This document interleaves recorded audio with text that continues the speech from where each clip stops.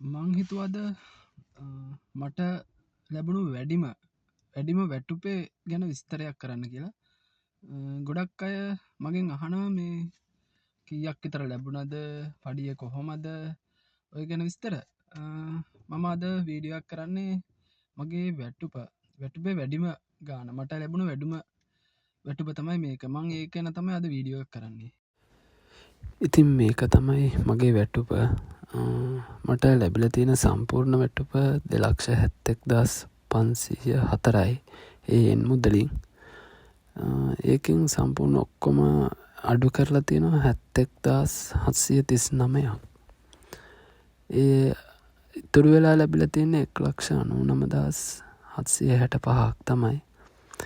මේක දවස් 20ක් වැඩ කරලා ලැබිච්ච මුදල. ඒ වගේම ඊට ඕටි අතිරේක පැය 60ක් වැඩි වෙලා තියෙනවා එකතු වෙලා වැඩ කරලා. මේ විදියට තමයි ඉතින් තියෙන්නේ. තව මගේ පැයක පඩිය වෙන්නේ 1,140ක්. ඕටි පැයකට 1,425ක් තමයි. මේ විදියට තමයි ඉතින් ලැබෙන්නේ. මේ රතුපාට කොටුවලින් දාලා තියන්නේ ඔක්කොම කැපෙන මුදල්.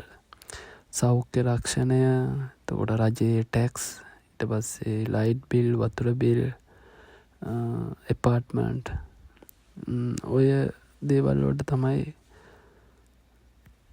යෙන් 71,000 ගානක මුදලක් අඩු කරලා තියෙන්නේ පඩියෙන්.